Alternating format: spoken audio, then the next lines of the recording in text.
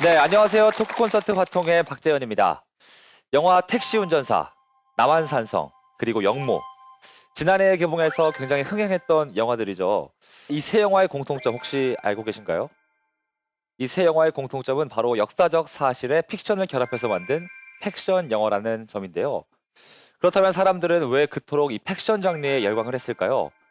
아마 영화 속에서 다룬 역사적 사건들이 우리에게 정말 중요한, 절대 잊어서는 안 되는 역사들이었기 때문일 겁니다. 오늘 저희 화통에서는요, 최근 영화계에 불어오고 있는 이 팩션 바람을 20여 년 전부터 소설로 풀어오고 계신 소설가를 모셨습니다. 오늘의 화끈한 멘토를 여러분께 소개하겠습니다.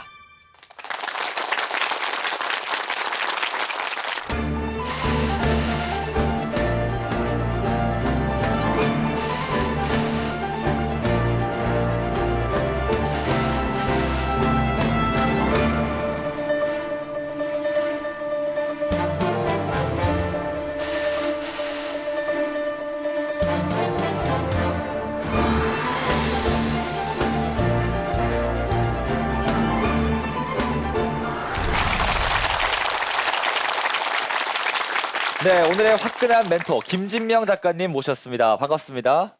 네, 반가워요. 네, 박수 한번 주시죠. 네. 네, 이 소설 무궁화 꽃이 피었습니다부터 최근에 고구려까지 정말 베스트셀러 작가님이신데요. 최근에는 어떤 작품 활동하고 계신지 궁금합니다.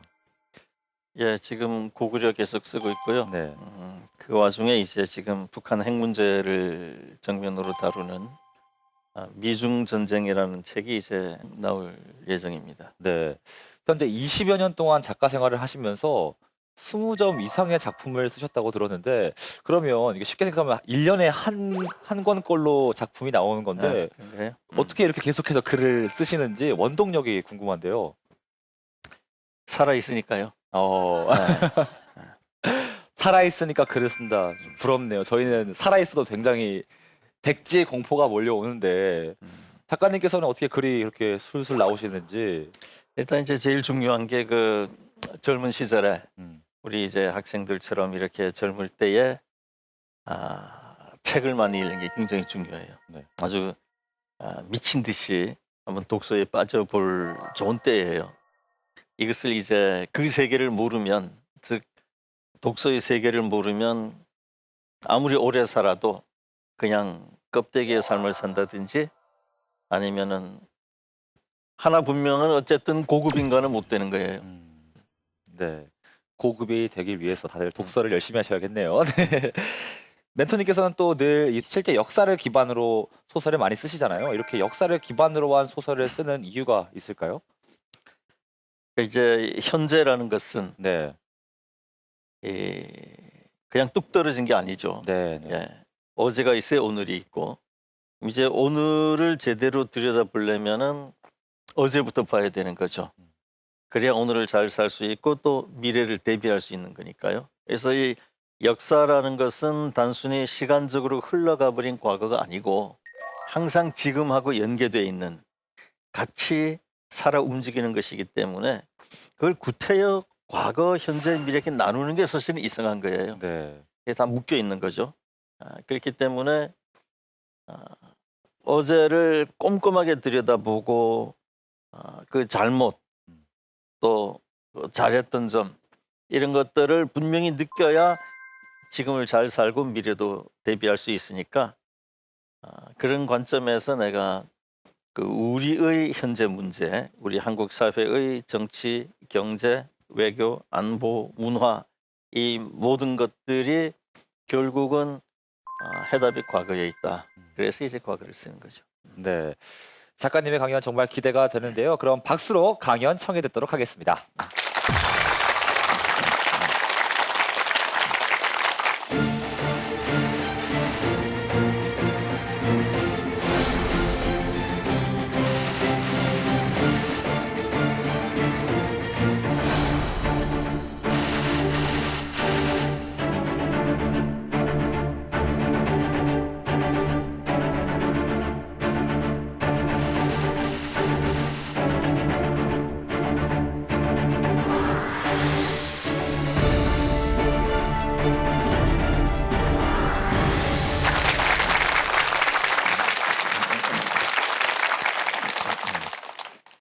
이제 내가 하고자 하는 얘기는 우리 한국 사회에 깔려 있는 그 기본적인 캐릭터는 무엇이냐. 그것을 우리가 제대로 알아야 그냥 사회에 몸을 맡기고 흘러가도 되는지, 그렇지 않으면은 뭔가 문제가 있다면은 피해가야 될지 때는 고쳐나가야 될지 이런 걸 이제 알 수가 있겠죠. 우리 한국 그러면은 이것이 대단히 애석하게 한국 사회의 기본 성격이 뭐다. 어떤 청교도 정신이라든지 남에게 폐를 안 끼치는 거라든지 이런 뭔가 이 한국 사회를 딱 특정 지을 수 있는 그 캐릭터가 사실 좀 부족해요. 없어요. 한국 사회의 특징이 뭐냐? 어떤 캐릭터, 어떤 가치관에 의해서 한국 사회가 흘러가고 한국인들은 삶을 이어가느냐? 이게 지금 없는 게 문제입니다. 상당히 큰 문제예요. 이 조선 때부터 우리나라가 이제 하나의 굉장히 강한 사상에 의해서 살아오게 됩니다. 그것이 뭐냐면 우리 너무나 잘 아는 유교죠.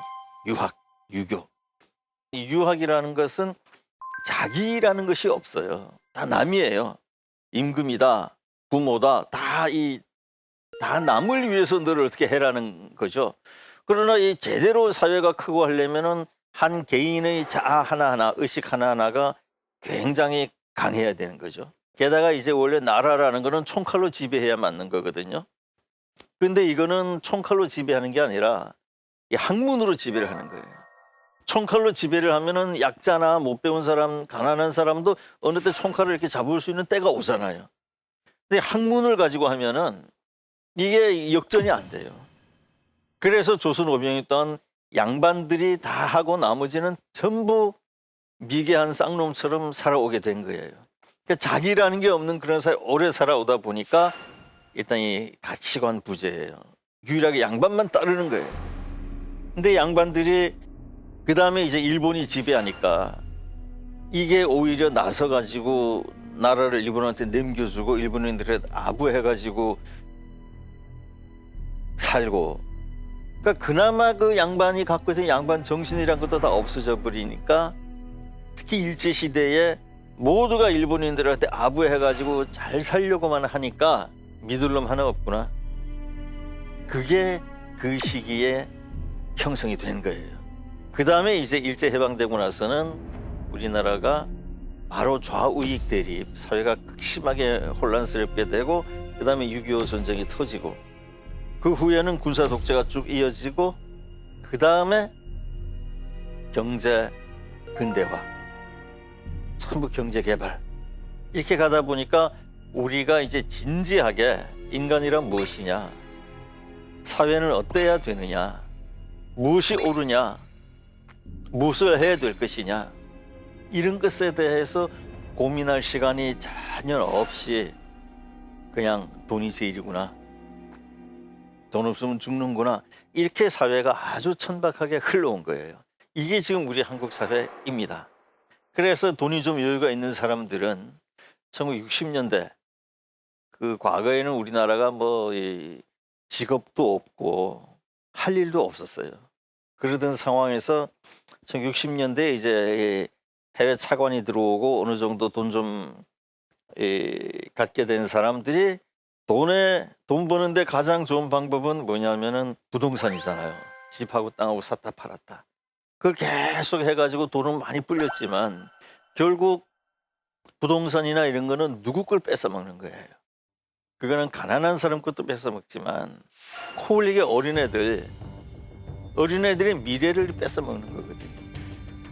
집과 땅을 사고 팔고 해가지고 돈을 벌면은 본인은 좋지만 그거는 결국 애들 걸 다 뺏어먹기 때문에 지금 이 젊은 사람들이 이 취직이 안 되면은 장사도 하고 사업도 해야 되는데 이 땅값에, 이 집값에, 이 임대료에 꼼짝을 못하게 된 거죠. 이것이 지금 우리 한국 사회를 관통해온 하나의 흐름입니다. 가치관이 없어요. 그 돈의 또 다른 얼굴은 뭐냐면 그 속도거든요. 뭐 빨리빨리 해야 돈을 버니까요. 그래서 이 세월호 같은 것도 보면은 기본적으로 인간을 위해서 체크해야 될 걸 하나도 체크 안 하고 뭘 빨리 하다 보면은 그게 제대로 하지는 못하잖아요.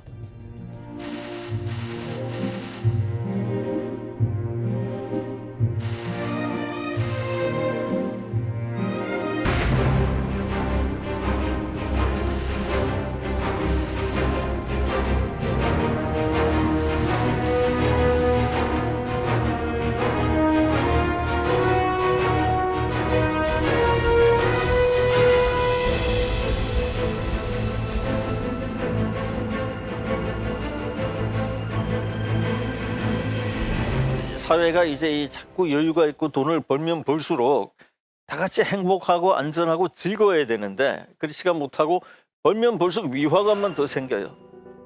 사회가 벌면 벌수록 더 위험하고 더 천박하게 돼가거든요.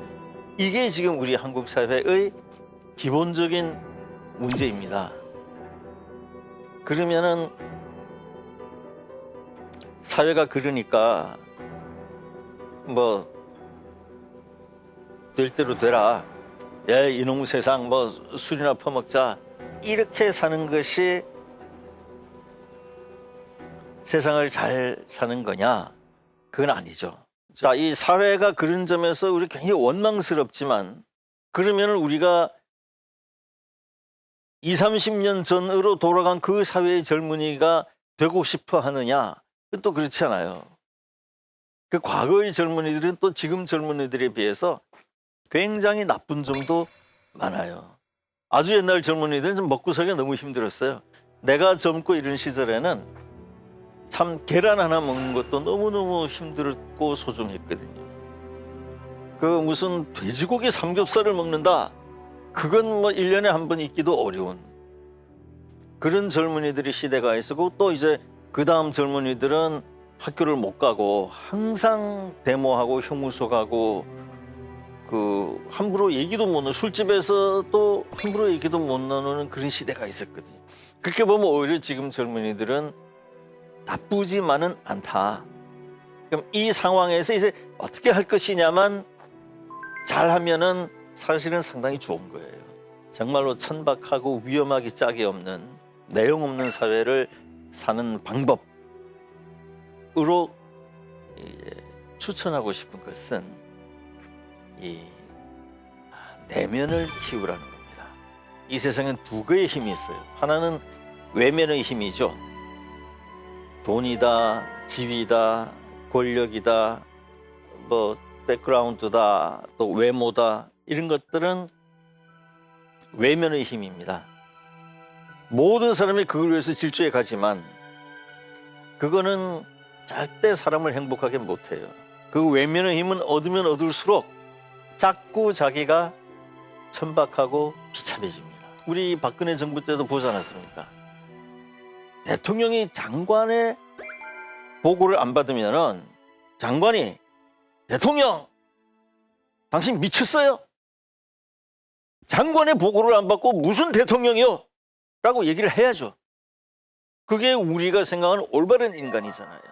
그런데 이게 뭐 점점 올라가고 하다 보니까 대통령이 뭐 장관 보고 아니라 더 뭐 웃기는 짓을 해도 그냥 모른 척하고 있는 이 외면의 힘이라는 것은 모두가 그걸 얻기 위해서 달려가지만은 사실은 우리가 가치 평가적 측면에서 보면은 대단한 게 아니에요.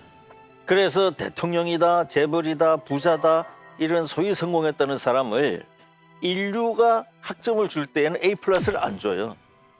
C나 뭐 이 정도 줄까 말까? 인류가 A+를 주는 사람은 그런 외면의 성공을 거둔 사람들이 아니에요. 내면의 세계가 당당하고 인간으로서 우리 인간은 굉장히 위대하거든요. 인간을 제외한 모든 동식물은 모든 생명체는 다 본능에 따라서 살고 따라서 이기적이고 따라서 행복이 최고의 가치관이에요. 행복했으면 좋겠다. 인간은 때때로 불행을 택하기도 합니다. 그게 더 의미가 있으면 이기적으로만 행동하는 게 아니에요. 우리 인간은 이기심이 아니라 이타심. 내가 손해를 보고 내가 고통스럽고 힘들더라도 내가 이런 걸 함으로써 알지도 못하는 누군가가 좋아하고 안전해지고 즐거워하고 행복해하고 될 수 있다면 그걸 한다는 거거든요. 우리 인간의 위대함은 그까지 돈 몇 푼 무슨 뭐 높이 올라가고 이런 데 있는 게 아니에요. 내면의 세계는 어떤 것이 있느냐? 사람은 꿈을 두 가지로 가질 수가 있어요. 하나는 난 돈 많이 벌어가지고 부모님도 행복하게 해드리고 호강시켜드리고 주변 사람들 다 친구들도 잘해주고 세상에 불쌍한 사람들 많이 도와주겠다. 이런 꿈을 가질 수도 있어요. 그건 좋은 꿈이 아니에요. 일단 유치한 꿈이고 잘 이루어지지가 않아요. 오히려 나는 돈을 좀 덜 벌겠다.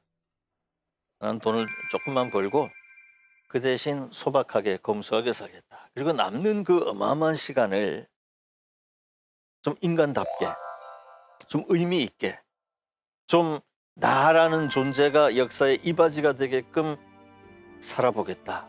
이런 것이 훨씬 좋고 모든 인류의 스승들은 그 길을 걸으라고 우리에게 얘기를 하고 있는 거죠. 그래서 그게 진지함, 성실함, 솔직함, 사랑, 정의, 희생, 순수함 무엇 중에 하나도 좋으니까 딱 하나만 다 연결이 돼 있어요. 그게 이 외면처럼 이게 집 샀으니까 차도 사고 옷도 그다음에 요트도 사고 비행기도 사고 이런 게 아니고 내면의 힘은 진지함, 성실함 이런 것 중에 하나만 잡아도 다 통합니다. 그 속 깊이 들어가면은. 이게 이제 여러분들이 학교 교육을 받으니까 학교 교육이라는 것은 무엇이냐? 여러분들 본인에게 도움이 되게끔 살뜰히 다 채워주는 게 아니에요. 학교 교육이라는 것은 누가 시키는 겁니까? 국가에서 시키는 거잖아요. 국가에서 세금을 걷어가지고 교육을 시키기 때문에 교육의 방향이 달라요.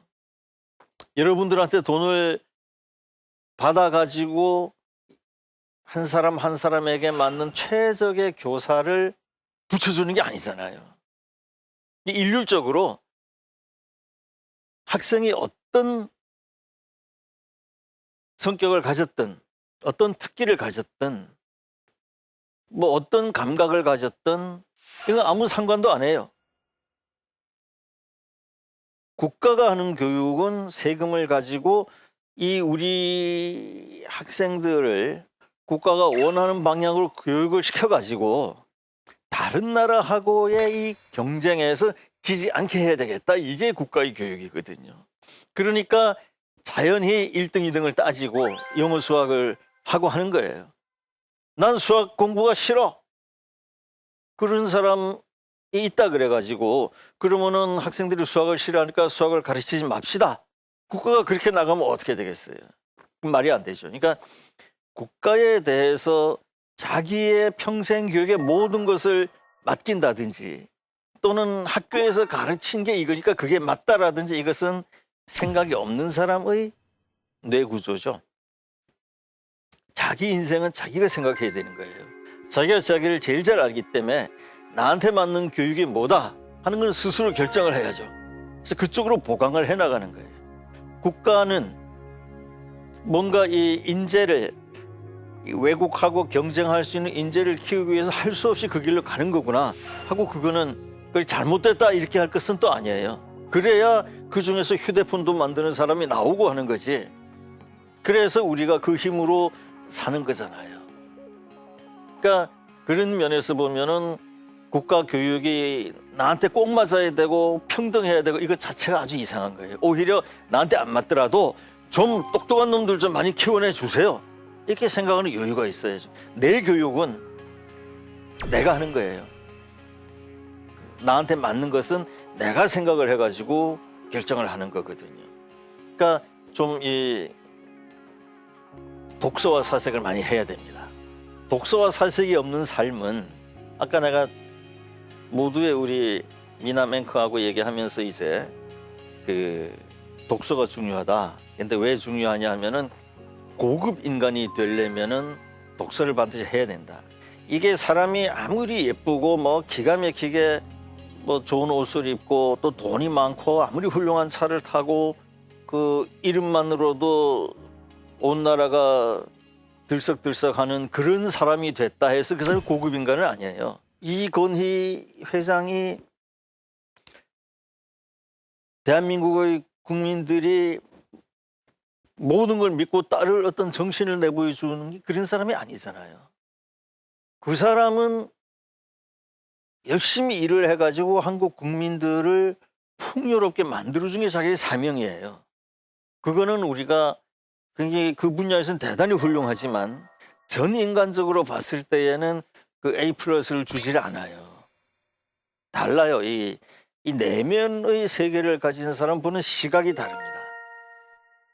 이 내면의 세계가 없는 사람은 그냥 그 외부의 룰을 따라가는 거예요. 아무리 잘못돼도. 그러니까 이 학교 교육이라는 거는 1등 하면은 막 박수 쳐주고 꼴찌 하면은 막 구박하고 그러잖아요. 아까 내가 얘기했듯이 국가가 시키는 거기 때문에. 그러니까 내면의 세계를 갖춘 사람은 보는 세상이 달라요. 돈이라든지 권력이라든지 지위라든지 외모라든지 이런 걸 보는 게 달라요. 이게 속이 텅 빈 사람은 힘이 있고 돈이 있는 사람 또 아주 외모가 멋진 연예인 이런 거 앞에 쩔쩔매지만 내면이 딱 차 있는 사람은 그런 걸 보는 게 아니거든요. 다른 걸 봐요. 그게 없는 사람은 끊임없이 열등감에 시달리거든요. 나는 못 산다. 아버지가 밉다. 이 금수저의 집안에 태어났으면 이런 진짜 웃기는 생각을 하는 거예요. 돈을 뭐 몇천 조를 벌고 이거보다 중요한 게 여러분 나의 젊을 때 이 내면의 세계를 갖는 거예요. 이 군사 독재가 일어나가지고 막 다 망가뜨리고 힘으로 막 총으로 다 잡을 때에 거기 저항하는 사람들은 무슨 대법원장 이런 것들이 아니잖아요. 오히려 이것들은 거기에 더 빌붙어가지고 그냥 그 법을 깨러 온 놈을 그냥 단죄를 해야 될 자가 거기에 오히려 빌붙어서 쭉 사는 걸 많이 봤잖아요. 오히려 내면이 있는 순수한 그런 사람들이 그 자기 목숨을 내던지면서 붙는 거잖아요. 그러니까 이런 그 정신이 이런 그 내면의 세계 굉장히 중요한 겁니다. 그러면은 내면의 세계 좋다. 그러나 무지하게 가난하게 살아야 되는 거 아니냐. 나는 가난하게 사는 게 좋다. 내 자식은 가난하게 만들면 안 되지 않느냐. 그래서 난 그거 못하겠다 이렇게 생각을 할 수도 있죠. 그게 아니에요. 시각이 확 달라지기 때문에 세상을 보는 눈이 달라지기 때문에 이게 자기가 약하면은 우리의 돈 많이 남겨주고 이렇게 아주 깨끗하고 막 화려하고 호사스럽게 키워야지. 그렇지만 내면이 딱 갖춰진 사람은 애를 그렇게 보질 않아요. 시각이 달라져요. 이게 애가 내면이 없는 아버지다. 그냥 쫙 주워 들은 것만 가지고 인생을 사는 사람이다. 이런 사람이 직장에 있는데 이 애기가 아들이 전화가 왔다. 아빠, 저 오늘 학교에서 또 1등 했어요. 시험 성적 나왔는데 다들 난리가 났어요. 그러면 이 내면의 세계가 없는 아버지는 그래! 우리 아들 최고야! 바로 그냥 뛰어가가지고 야, 우리 어디 갈까? 그거랑 마시라 우리 아들 최고야. 넌 누구 닮았어? 그렇게 공부 잘해? 너 자, 근데 이번에 영어 98점 맞았더라. 다음에 꼭 100점 맞자 하고 그게 약한 아버지입니다. 이런 아버지는 자식을 불행하게 만들어요. 1등이라는 거는 가끔 하는 건데 소집단에서 하는 건데 이게 점점 집단이 커지면 1등이 계속 1등이 안 되잖아요. 그럼 이 1등 하던 아들은 과거의 기억에 사로잡혀가지고 왜 이렇게 자꾸 1등이 안 되지? 열등감이 자꾸 생기는 거야. 1등 하기 위해서 무슨 짓이라도 하려고 하는 거야.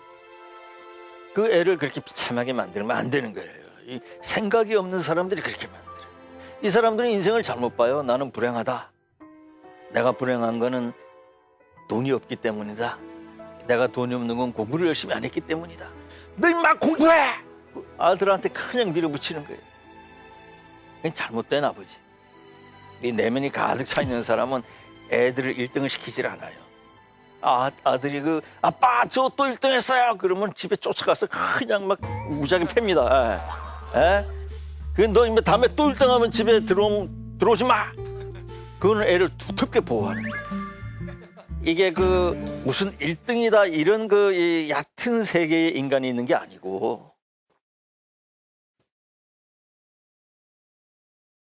그런 식으로 규정을 하면은 애가 규정당해 버려요. 이 어마어마한 이 내면의 세계는 전혀 다릅니다. 보는 시각이. 우리 이 세계에서 가장 큰 외면의 힘을 가졌던 사람이 이 내면의 힘을 가진 사람하고 충돌한 지민한 얘기 알잖아요. 알렉산더요. 알렉산더는 지금 미국의 트럼프 대통령보다 한 10,000배쯤 힘이 세죠.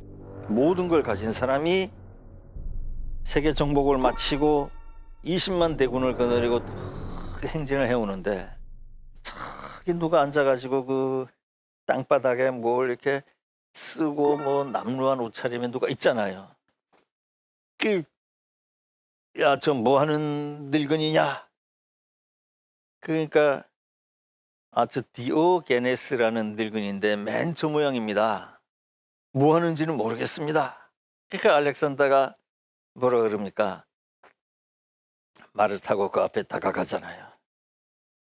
그래서 남루한 늙은이한테 디오게네스여 말하라.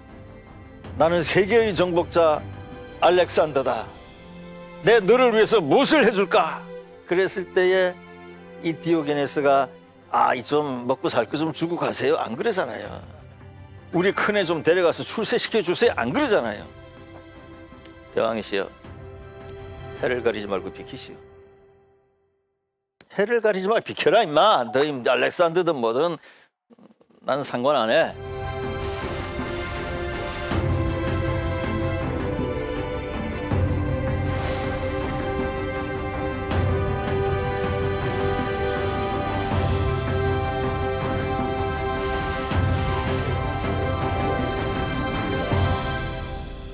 이 내면의 세계를 가진 사람은 보는 게 다르기 때문에요. 가난하면 어떻게 될까? 그 겁에 질려가지고 아무것도 못하는 그런 세계로부터 여러분들을 끌어내줍니다. 저는 여러분들에게 그 다른 길, 막 경쟁해서 싸우고 앞장서가지고 인정받고 평가받고 물질적 보상을 받는 게 최고다 하는 그 1차원적 생각을 확 한번 뒤집어 봐라. 회사에서 과장이 10명이 있다. 나도 그 중에 하나다. 그랬을 때 어떻게 하면 내가 저 9명 과장을 이기고 성적을 더 많이 내고 더 인정을 받아가지고 빨리 부장되고 이사되고 성공하고 출세할 것이냐.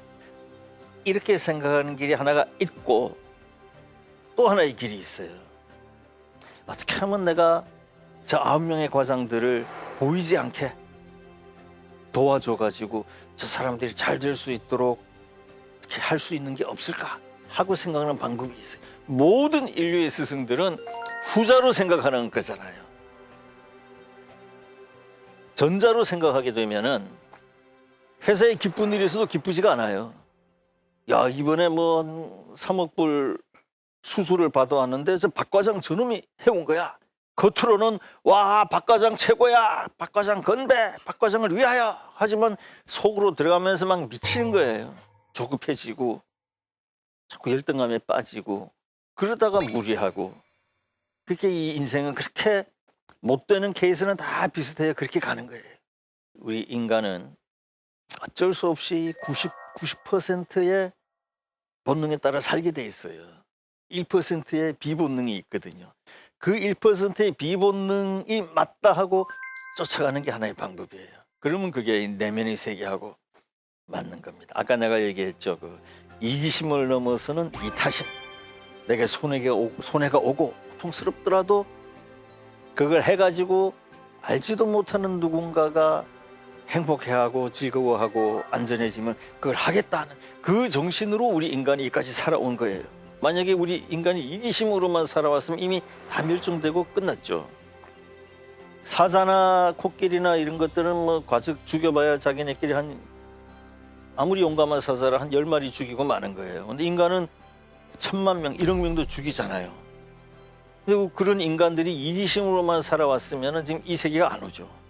우리가 다 이렇게 행복하고 안전하고 한 것은 어떤 인간들인가가 자기 행복을 포기하고 불행을 택하면서, 왜냐하면 그게 더 의미가 있기 때문에, 그런 삶을 살아왔기 때문에 지금 우리가 여기에 도달해 있는 거예요. 인간은 위대한 거거든요. 그런 자신감을 가져야 돼요. 그래서 무슨 뭐 명품이다 뭐 이런 것, 여러분들은 이제 집에 돌아가면은 좋은 옷은 다 내버리고요. 일부러 그 남루한 옷 입고 왜냐면은 그런 겉에만 신경을 쓰면은, 남의 시선에 신경을 쓰면은 내면이 쌓일 기회가 잘 없어요. 학교도 이제 고무신에 이거 몸빼 하나 입고 가가지고 가서 이제 어떻게 내가 이제까지 몰랐던 그 진지한 인간의 내면으로 파고 들어갈 것이냐, 하루 종일 고민도 하고.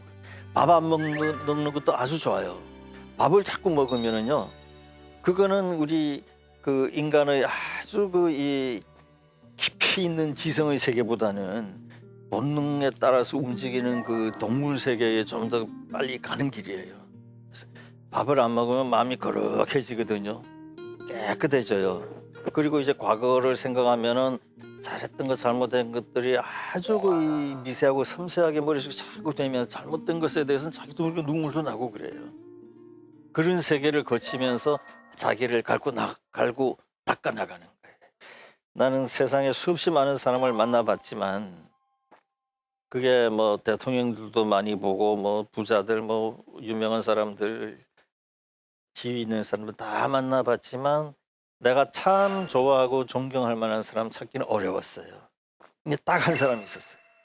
그 어느 월요일 아침에 목욕탕을 갔더니 옷을 다 벗고 이제 들어가려고 하는데 누가 뒤에서 저기 선생님 하고 불러요. 그래서 돌아보니까 어떤 한 50대 중반 된 분이 벌써 얼굴이 아주 온화하고 아주 이 자신감이 넘치는 그런 멋있는 여유로운 얼굴이에요. 나한테 여기 어디 고급 빵을 파는 빵집이 있습니까? 제과점이 있습니까? 그래서 내가 보니까 자기 옷을 다 입고 있어요. 나는 발가벗고 있고요. 무지하게 화가 나더군요. 그래도 꾹 참고 얼굴이 너무 좋아가지고요. 저기 가면은 뭐 파리바게뜨가 있습니다. 이게 그 새벽에 그 파리바게뜨 뭐 찾기도 쉬운데,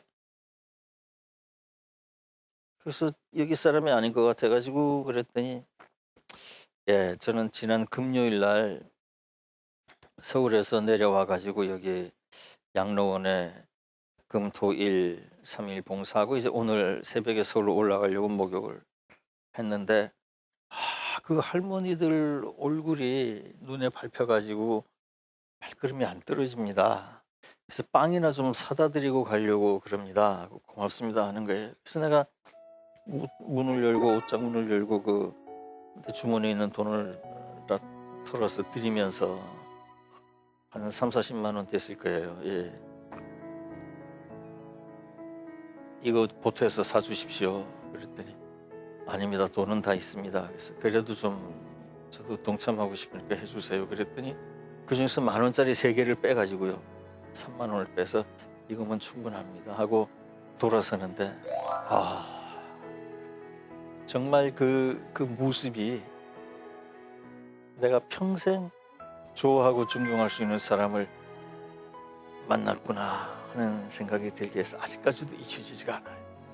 여러분, 반드시 물질적으로 외면적으로 성공하는 것만이 길이 아닙니다.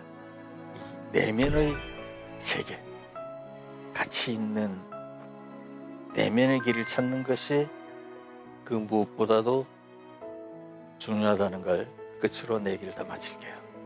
네, 고마워요.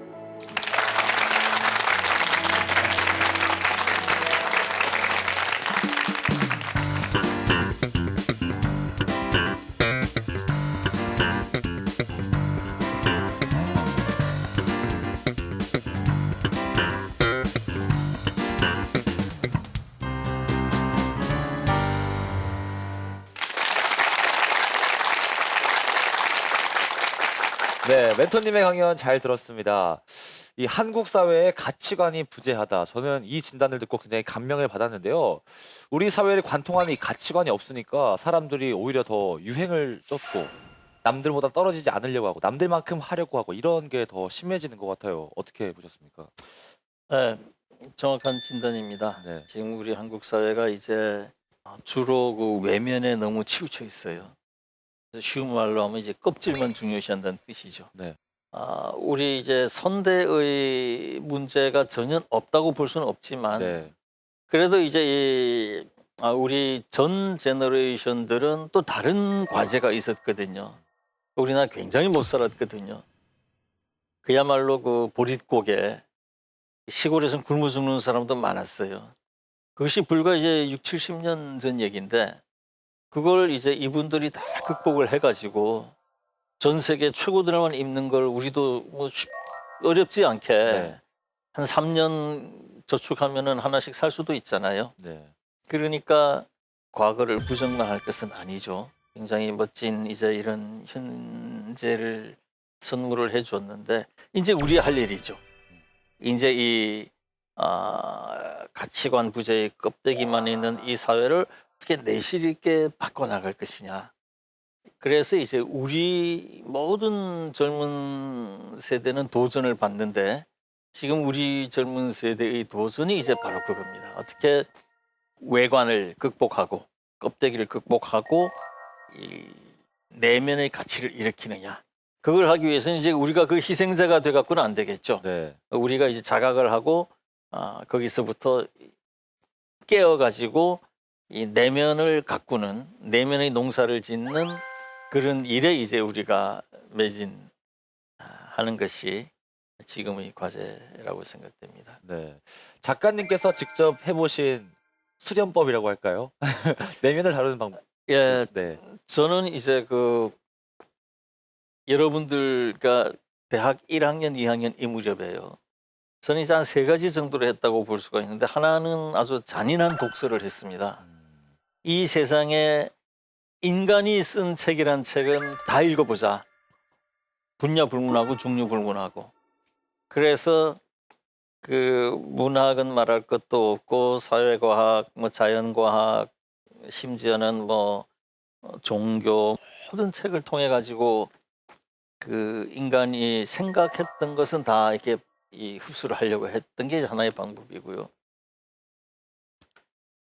또 하나의 방법은 이제 물론 사색입니다.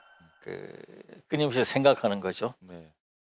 나는 누구냐, 어디서 와서 어디로 가느냐, 뭐를 할 것이냐, 뭐가 옳은 것이냐 이런 걸 이제 끊임없이 사색을 했고요. 또 하나는 이제 역시 물질 부분을 어떻게 완전히 포기할 수는 없으니까. 네.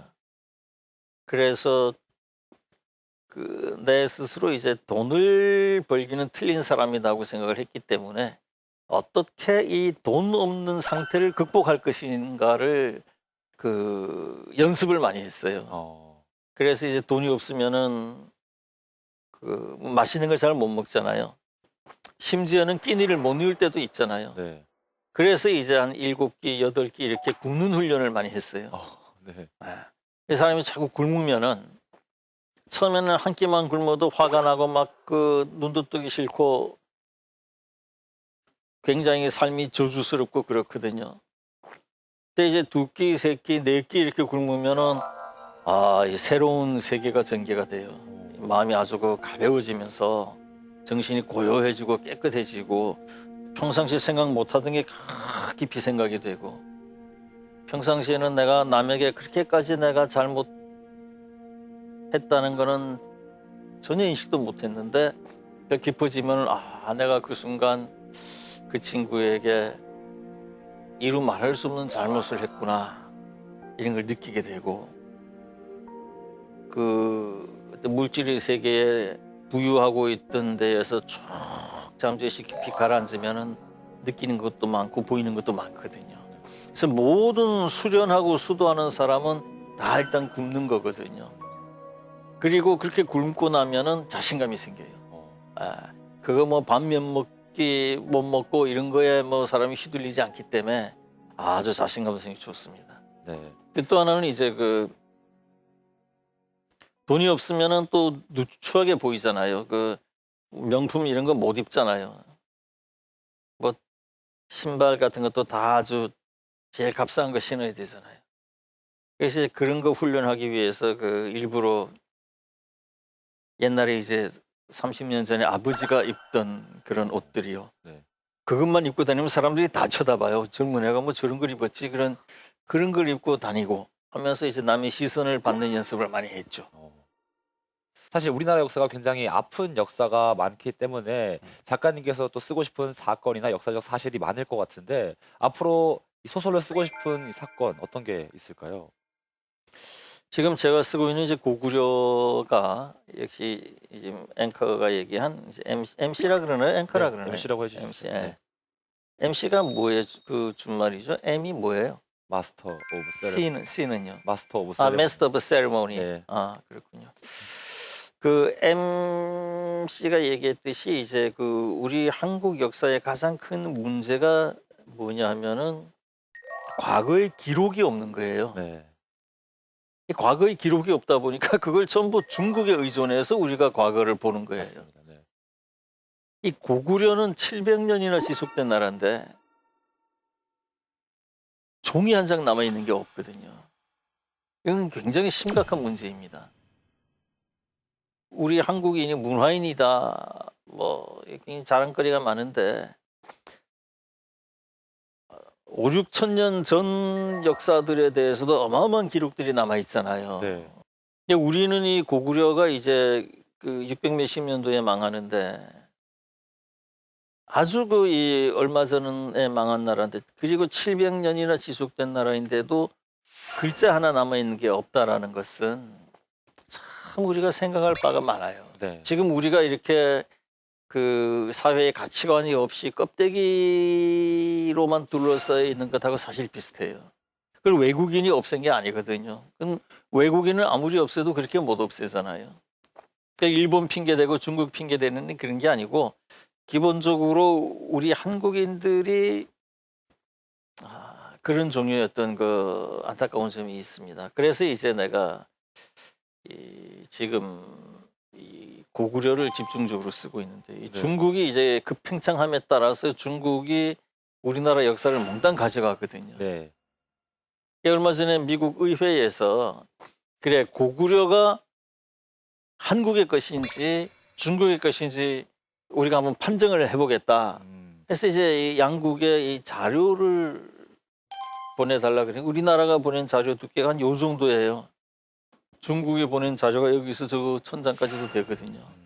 그러니까 이 고구려는 중국에 뺏어가려고 해서가 아니라 우리가 그냥 뺏기고 있는데도 아무도 안타까워하지도 않고 그냥 갖다 주는 거예요. 네. 이렇게 살아가지고 나라에 과연 미래가 있느냐 이런 점들이 굉장히 치명적으로 다가오는 거죠. 네. 그래서 지금 현재 그 고구려 우리의 아픈 역사를 보듬는 그런 작업을 하는 거죠. 네, 알겠습니다. 그럼 이번에는 작가님에 대한 얘기를 좀 해볼까 하는데요. 작가님께서 작가를 시작한 계기가 굉장히 특이하시다고 들었습니다. 어떤 계기로 작가를 시작하게 됐나요? 기본적으로 우리가 이 작가가 뭐냐 이 중요한데 글을 쓰는 사람을 작가다 물론 이제 사전에 그렇게 나와 있겠지만 그러나 기본적으로 이 작가는 작가 정신을 가진 사람을 작가라 그럴 수 있어요. 네. 작가 정신은 뭐냐? 작가 정신이라는 것은 자기가 살고 있는 시대에 무엇이 옳고 어떤 길로 가야 되고 하는 것을 뚜렷이 자각하는 것을 우리가 작가 정신이라고 그럴 수 있습니다. 네. 그래서 나는 아까 얘기했지만 그 스무 살, 스물한두 살 이때에 그 작정하고 독서를 많이 해가지고 이 그런 면에서 굉장히 좀 뚜렷했죠. 그럼 이미 그것은 이제 글을 안 쓴다 뿐이지 사실은 작가예요. 그러니까 글을 쓰고 안 쓰고는 그 행위 자체가 중요한 게 아니라 세상에 대해서 뭐 토해내 놓을 뭔가가 있느냐 없느냐, 그게 이제 굉장히 중요하죠. 그런 점에서는 언제든지 글을 쓸 준비는 되어 있었는데 좀 가정사가 있고 네. 그래서 좀 우리 모두가 좀 다 뭔가 과거를 잃고 현실적으로 좀 곤란하게 됐다. 그랬을 때 내가 이제 그러면 내가 글을 써보자 하고 시작을 한 거죠. 네. 마지막으로 멘토님께서 꿈꾸는 한국 사회 어떤 모습인지 말씀해 주시죠. 참 그 모습이 많지만 아까 내가 마지막에 얘기했듯이 그 눈으로 보이는 그 외관의 모습에만 기울지 않고 인간으로서 의미 있는 삶을 마음껏 살아내는 그런 사회가 되었으면 하는 게 나의 바람입니다. 네. 네, 이번 순서는 방청객분들의 시간입니다. 질문 있으신 분들은 질문해 주세요. 그동안 책을 정말 많이 쓰셨는데 그중에서 가장 애착이 가는 작품이 있으신가요? 예, 그 애착이 가는 작품들이 몇 가지가 있습니다. 의미가 있는 것이 이제 그 무궁화 꽃이 피었습니다. 그것은 그동안 우리가 같은 동포끼리 가장 적대시하고 북한은 중국 및 소련하고 우리 한국은 일본 및 미국하고 이렇게 편을 잡고 서로 대치하던 그 극한의 상황에서 남북 같은 동포가 중요하다. 이런 것을 그 당시 젊은이들에게 굉장히 강하게 심어줬는데요. 지금으로선 너무나 당연한 얘기지만 그때는 젊은이들에게 대단한 충격이었죠. 북한이라는 것은 이 세상에서 가장 먼저 다 죽어야 되는 나라인데 우리가 동포이고 같이 뭘 해나가자 이런 것이 굉장히 신선하게 충격이 되었고요. 그래서 그 이후로 남북이 어쨌건 굉장히 가까워지는 계기도 됐고 서로를 이 동포라고 여기는 그런 모먼텀이 된 거죠. 그런 의미에서 무궁화 꽃이 피었습니다를 저는 의미 있게 보고요. 또 하나가 지금 쓰고 있는 고구려입니다. 이게 우리의 700년 역사를 중국이 가져가는 데에 대해서 우리가 그냥 있다는 것은 말이 안 되죠. 그런 점에서 이제 이 고구려를 쓰는데 삼국지보다 재미나게 쓰자. 우리 역사니까 일자 이것은 내가 이제 작가로서 자존심의 허락을 안 했고 삼국지라는 책이 상당히 그게 좋은 책도 아니거든요. 이게 다 어떻게 사람을 이용해 먹느냐는 곤무술수지. 아까 내가 얘기했듯이 어떻게 저 사람을 위해서 내가 날 던지느냐.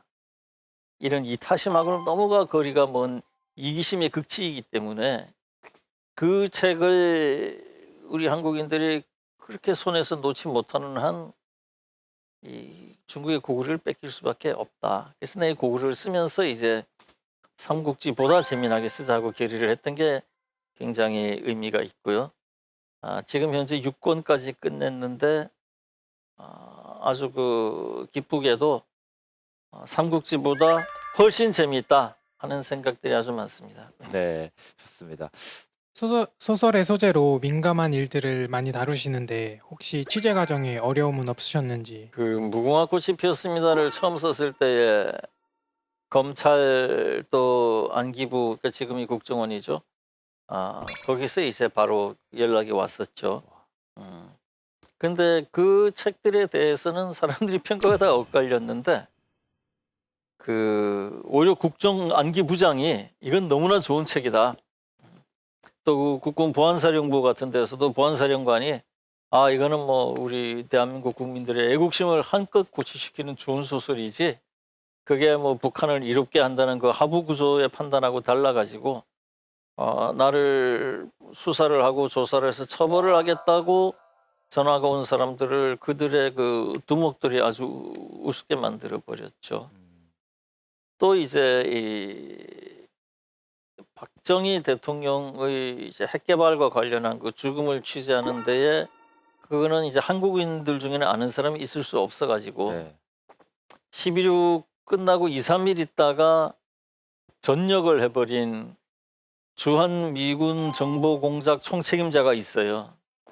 그 사람을 이제 그 사람으로부터 얘기를 들었어야 됐기 때문에 오랜 세월에 걸쳐서 이제 그 캘리포니아산 쌀을 한국으로 수출해가지고 같이 돈 벌자 해서 이제 몇 년 이렇게 사업가처럼 사귀어가지고 결국은 이제 다 얘기를 드러내기도 했었죠.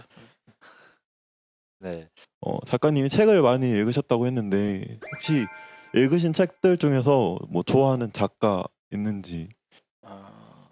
두 권을 얘기하고 싶은데요. 하나는 마르쿠스 아우렐리우스라는 사람이 쓴 명상록이라는 책이 있습니다.